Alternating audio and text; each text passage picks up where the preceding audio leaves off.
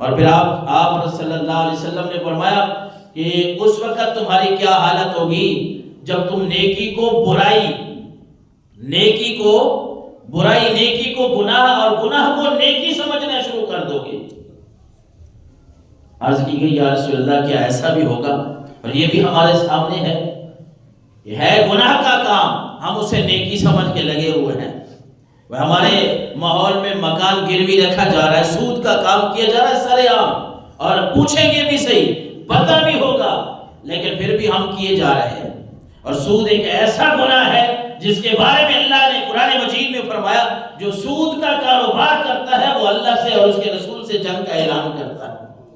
اچھا گناہ کا کام ہے، صرف گناہ نہیں ہے، حرام ہے، کبیرہ گناہوں میں ہے، لیکن ہم نے اس کو مطلب ہے کوئی اور رنگ دے کے یہ کاروبار شروع کر لیا۔ کوئی کہتا ہے جی کل بھی مجھے ایک فون آیا کہ مکان گروی، وہ مکان گروی کا پتہ نہیں شریعت میں کہاں سے کہاں مانا تھا اور ہم کہاں لے گئے۔ وہ کہتے ہیں جی اتنے لاکھ روپے دے دو اور مہینے کا مجھے اتنے پیسے 8,000 روپے کرایہ بھی دینا اور پھر اتنے سال بعد مجھے وہ پیسے واپس کر دینا۔ بھئی یہی تو سود ہے، اور سود کے کوئی سینگ ہوتے ہیں؟ ہم نے یہ سمجھا ہے اچھا شریعت کو ہم اپنے من کے مطابق لانا چاہتے ہیں، نہیں بھئی جس طرح میری مرضی ہے نا، میں نے سمجھا ہوا ہے شریعت کو، وہی شریعت ہونی چاہیے، مسئلے وہی ہونے چاہیے جو میرے من میں آئے۔ اگر کوئی بتا بھی دے تو ہم برائی منائیں گے، نہیں وہ فلانا کر رہا ہے جی، فلانا مولوی صاحب کہہ رہا تھا، فلانا 100 دلیل بیچ میں نکالنا ہے۔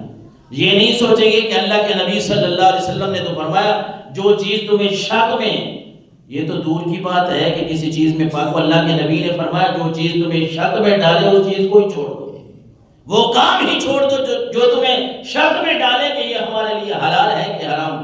اللہ کے نبی نے فرمایا تھا ایسا زمانہ بھی آئے گا کہ لوگ گناہ کو نیکی سمجھیں گے، نیکی کو گناہ سمجھیں گے۔ یہ بھی ہماری آنکھوں کے سامنے ہے۔ صحابہ کرام نے جب عرض کی کہ اللہ کے نبی کیا ایسے معاملات بھی آئیں گے، کیا ایسا ماحول بھی بنے گا؟ حضور صلی اللہ علیہ وسلم نے فرمایا اس سے بھی سخت معاملات قیامت قریب آتی جائے گی اور اس سے بھی سخت معاملات ہمارے ساتھ پیش آئیں گے۔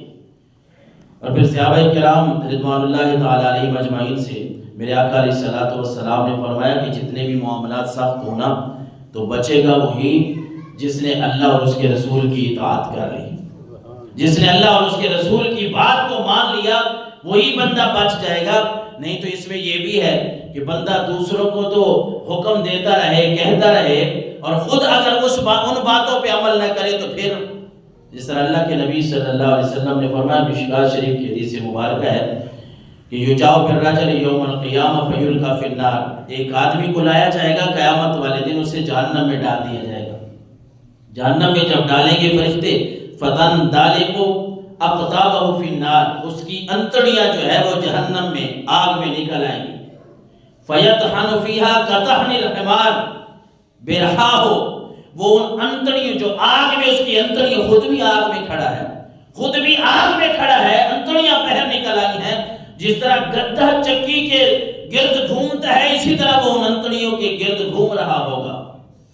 اچھا فیجتمع اہل النار علیہ، سارے جہنمی سارے آگ میں سارے پس رہے ہیں، سارے اس کے قریب جمع ہو جائیں گے۔ وہ یار آپ ایسے ادھر کے کیسے آ گئے ہیں؟ اے فلان ماشانو کا، اے فلان آپ یہاں کیسے آ گئے ہیں؟ جہنم میں تو کیسے آ گیا ہے؟ یار تو بڑا نیک انسان تھا، الیس کنت تأمرنا بالمعروف وتنہانا عن المنکر، یار تو ہمیں نیکیاں سکھاتا تھا، تو کہتا تھا فلاں نیک کام کیا کرو، فلاں کام کیا کرو، اس برائی سے رک جاؤ، اس برائی سے رک جاؤ، یار تو کیسے جہنم میں آ گیا ہے؟